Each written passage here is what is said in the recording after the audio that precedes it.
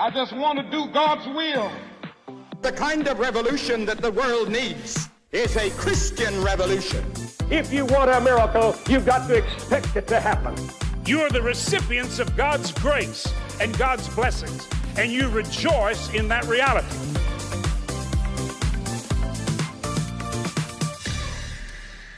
Welcome to Life Today Live. I'm Randy Robinson. It's great to have you here today. I'm going to say Merry Christmas because that's what we do. I'm a Christian and I'm an American, and I don't know if that bothers people or not, but I'll say it with a smile and say it all the time because to me, you know, it's America, and that's one of our values. We were founded on Christian principles, whether you like it or not, whether you agree with them or not. And I think that we ought to be able to celebrate that. In fact, I think we ought to be able to defend that. And we're going to talk a little bit about that today. My guest is Gary Bauer, and most of you will recognize his name. He served in the Reagan administration. Right now, he's working out with James Dobson, the senior vice president at Focus on the Family. He's also the president of American Values, and he has a PAC called Campaign for Working Families. And so he's not slowing down. He is defending what he believes are important values in our society. And right now, they are under assault. So join us as we seek ways to preserve what God has blessed us with in this country. Gary Bauer, great to have you on Life Today Live. Thank you, Randy. Great to be with you. And just for the record, it gets a little confusing. So Dr. Dobson, of course, did start Focus on the Family, but for a number of years now, he's run the James Dobson Family Institute, which is a separate entity. And of course, he sadly passed away a few months ago. But what a legacy, right? I mean, I started working with Dr. Dobson way back when I was in the Reagan administration, and he liked some of the things I was doing. He called me up one day and told me about what he was doing, and that started a lifelong relationship that went all the way up to these closing months of his life. So when we talk about the different positions that you serve in, the PAC and American Values, and now with Dr. Dobson's organization, what exactly is it that you do?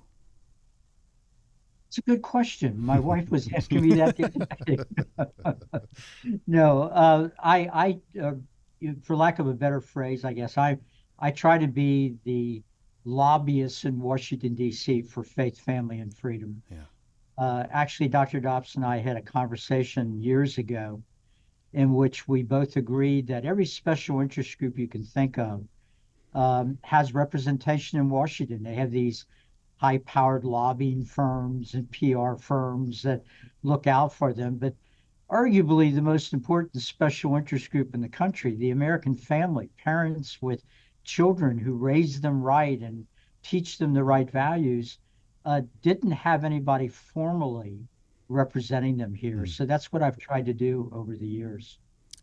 You know, there's a lot of competing interests up there in D.C. these days. Right? Yeah, you know that better than any of us.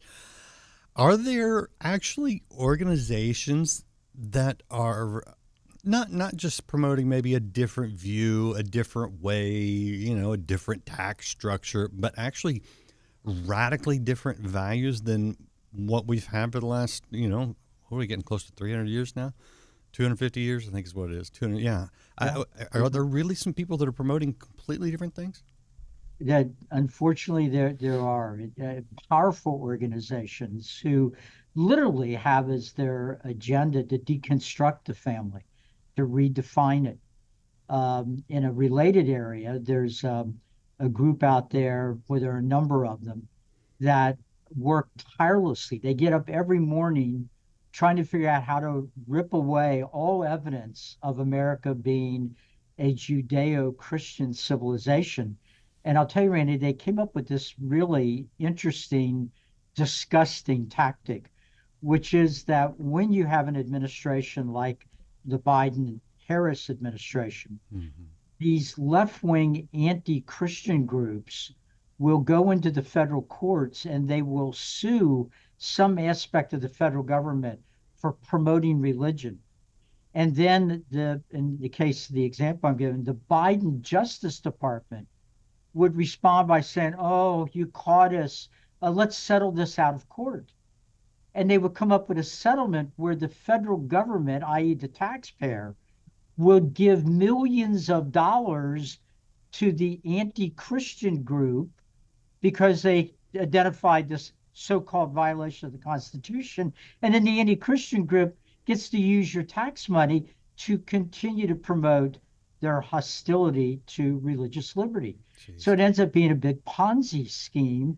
This sort of thing has been going on in one way or another for at least 3 decades in Washington, D.C. Would the transgender lobby be one of those types?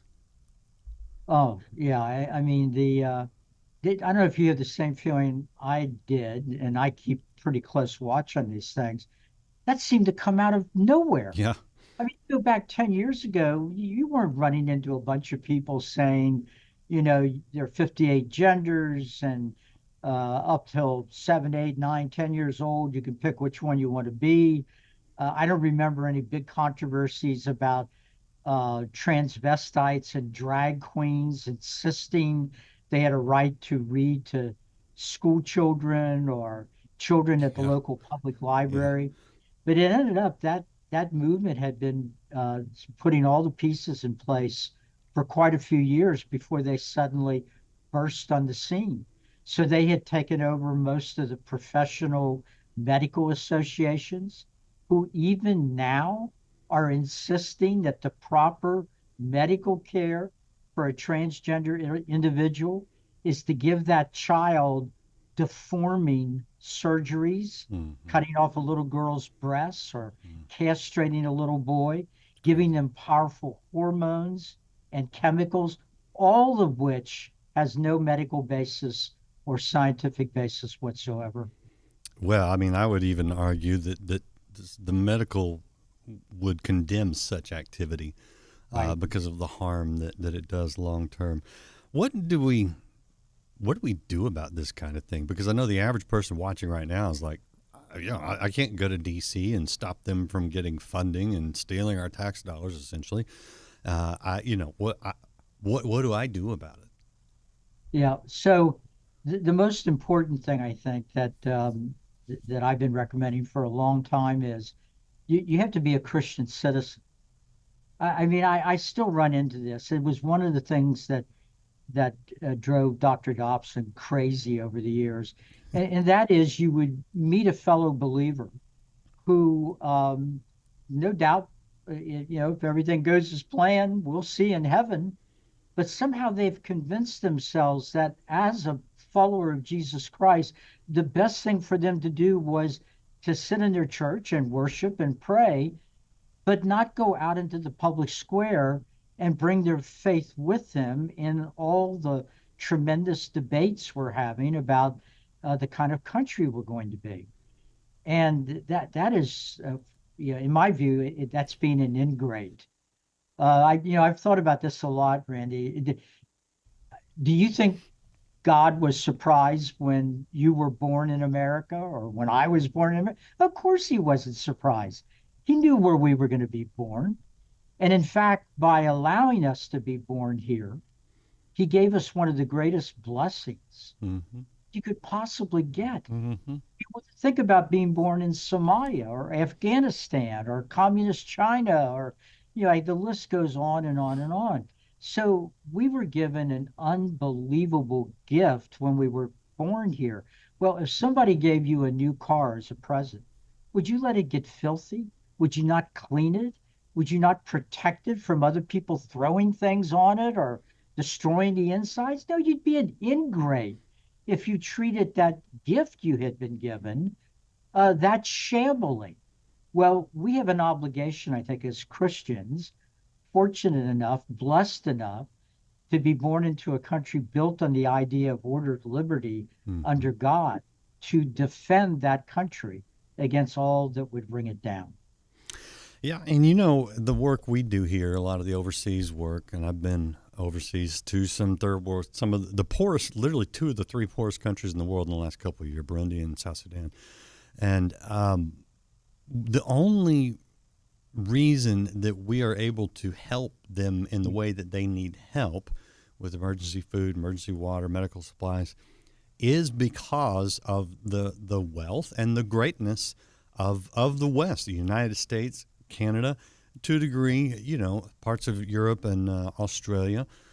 But these are countries that have at least a basis, in biblical values. Now it's being challenged deeply in Europe and in Australia and Canada, but also here as well. I mean, I think the only way that we can truly help other countries that need help, other people that are, living in abject poverty, is to protect the values that have made our country great. So to me, it's not just taking care of ourselves, it's taking care of our ability to be a blessing to the world.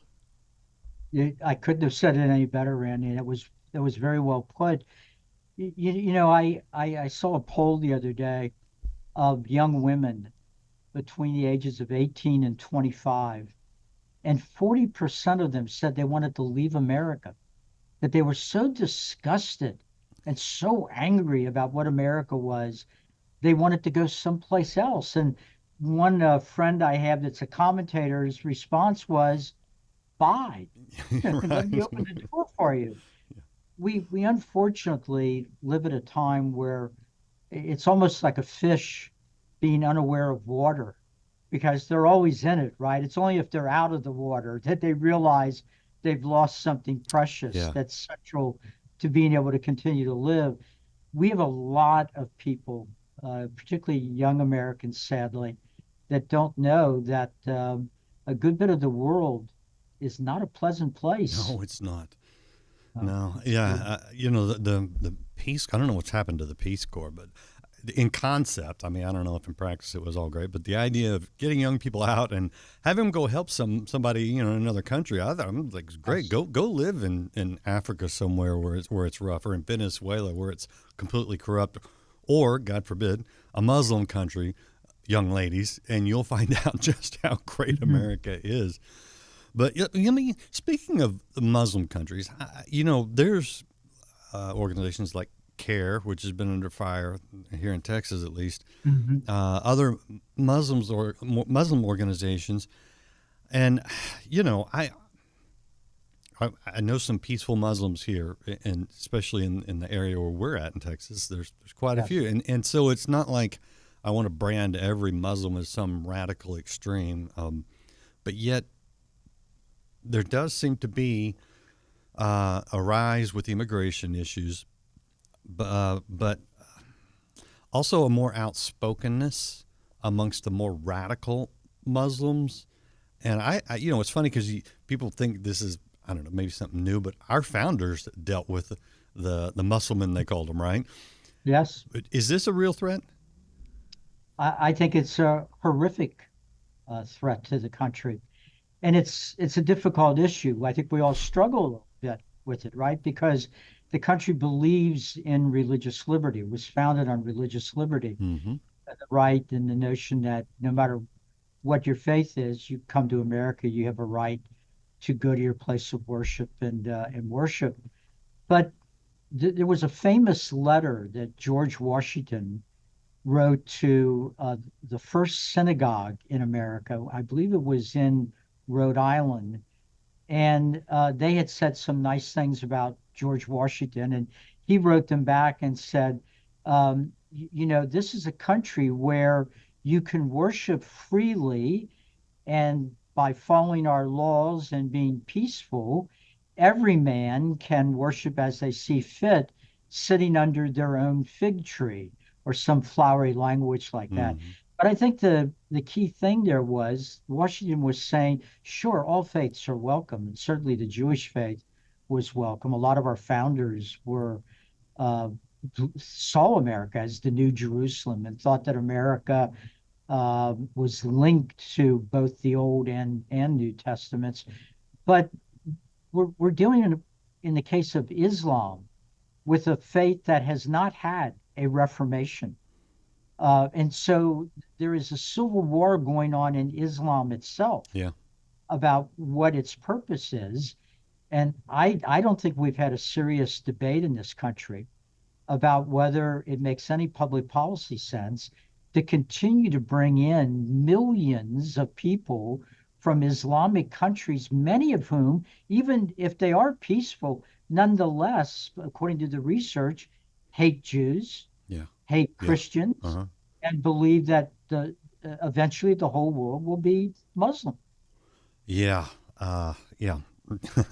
it's it is a tough issue because we do want to be charitable. We do believe in religious freedom, although I will say that the religious freedom that was framed in this country was framed in a Christian framework. So, I mean, Absolutely. I could argue that it was more denominational freedom, Yes. than the right. But the problem I see with again portions of Islam, the more radical ones, which I use the term radical, but you could argue it's mainstream. It's not just a religious system; it is a political system. Yes. Yeah. So. Absolutely. You and I had chatted briefly a little earlier, and we both were observing. It's not unusual when if my neighbor, who wasn't previously a serious Christian, becomes a serious Christian, Mm-hmm. that's good news to me because if he owes me money, maybe he's more likely to pay it back now. If I go out of town, I don't have to worry about him hitting on my wife because he's a fellow believer. And I know he's going to be moved by the teachings of our Lord and Savior Jesus Christ. But we see repeated examples of somebody committing a terrorist act. And when they go back and talk to the neighbors and they go, so what can you tell us about your Muslim neighbor? Well, for years he was a nice guy, but my wife and I noticed that last year he started being much more frequent attender at the local mosque, and then he got much more serious about the Quran, and all of a sudden he became a pain. He was always causing trouble. He was in our face. So it's, that should tell us something that if somebody gets more serious about their faith, they're less likely to fit in with this constitutional republic we've been blessed with, built on the idea of ordered liberty under God. Yeah, Christianity seeks to conquer the world by faith. Islam seeks to conquer the world by force. And those are incompatible in those forms, for sure. Yes. So when we talk about faith, it seems, and this is anecdotal, I understand, but COVID really shook a lot of younger people. Some of the craziness in the gender ideology has, I think, worn some people out. We're seeing a bit of a revival amongst, kind of your 20, early 30 something people, a little bit of a return to faith. I think the church is struggling in different areas. Some of them are doing great. Other ones don't know how to kind of, move with the times and a little, and not that it's more the form than the core values. The core values don't change. I get that. But are you seeing a little bit of a spark? Obviously, the TPUSA thing, Charlie Kirk's assassination, woke a lot of people up and make people take a serious look at faith. Are you seeing a little bit of revival, do you think? I think so. I don't want to jump to a conclusion. And of course, we've all been praying for a revival. America desperately needs one. That's for sure. There are these little green shoots, and some of it was associated with Charlie Kirk. Although I also noticed that there were some other individuals and smaller groups that have been going on to campuses in recent years. Yeah. And in many cases, university athletes, football players, basketball players have been stepping up and saying, I'm a follower of Jesus Christ. Of course, they're looked up to on the campuses. And we've seen some of these episodes of mass baptisms and in the fountain in the middle of the common area of a major university. It started out in some of the southern schools, but now we're seeing it in the Midwest too. So we should all hope and pray that continues. I've often wondered, Randy, the country The central idea of America is in the second paragraph of the Declaration of Independence, where it says, "We hold these truths to be self-evident, that all men are created equal and endowed by their government, no, by their Yeah, creator." creator. So if we end up with a country that at some point a majority of people don't believe there is a creator, can America actually survive? Because it makes a mockery of the central idea of the founding of our country. Mm. So we need it not only because we want to see more people in heaven, we need it because I'd love to see America survive another 250 years. Yeah. Yeah, you and me both. We're to the point where I have grandchildren now, and I think about their future, and I do pray in that vein a lot more than I used to. Yes. How do you see the church doing? Because I think some churches are really having a great impact, meeting the needs of people where they're at, preaching the Mhm. gospel, and I see others that have completely fallen away. you know, Yes.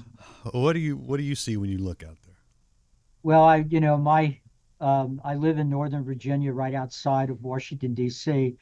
So I had to get used to a few years ago now, driving along and looking at a church when I'm at a stoplight, and instead of seeing the cross prominently displayed, I see the rainbow Oh yeah, flag well, we got one of displayed. those in So Dallas. yeah, I can pretty well guess that if you see a rainbow flag outside the church, something's gone deeply wrong. Yeah, right. Yeah, I mean, do we see flags celebrating any kind of other, behavior or orientation? No, we don't. The other thing that I think has been troubling, there's some great mega churches out there, but a lot of mega churches, I think, over the years have become so welcoming that there's nothing inside when you're welcomed. They're so afraid that they might turn off the first time attendee, that they're not feeding the flock, which needs to be done every Sunday to provide leadership and guidance. But as you said, there are many churches doing exactly the right thing, and may God take them like they're fishes and loaves and multiply them many times over. My church has great, decent. I'll say has good coffee. I'll say that. But if the best thing about your church is the coffee, you might want to reevaluate. All right. I want to show people a couple of things real quick, if I could. Yep. One of these is AmericanValues.org, OurAmericanValues.org, I should say. And that is Dr. Bauer's organization. And the other one is this website. I'm flipping between URLs here to give you guys all the places to go. This is drjamesdobson.org. Both organizations doing good things to kind of help, get the word out, raise awareness, give you things to do, actions to take, because you can actually have a part in protecting the brand new car and the nice car, protecting the things that we've been given. And again, it's not, this is not superficial. This is not materialistic. These are core values. Last question I have for you, Dr. Bauer, and I do appreciate your insight. You've got a great legacy of really upholding the things on which our country was founded and the Christian faith. Thank you. Thank you. You got both hands firmly grasped on two important things. Do you see hope for the future in our country? Well, I worked for Ronald Reagan for 8 years, and Ronald Reagan was an optimist, and not only that, he fired pessimists.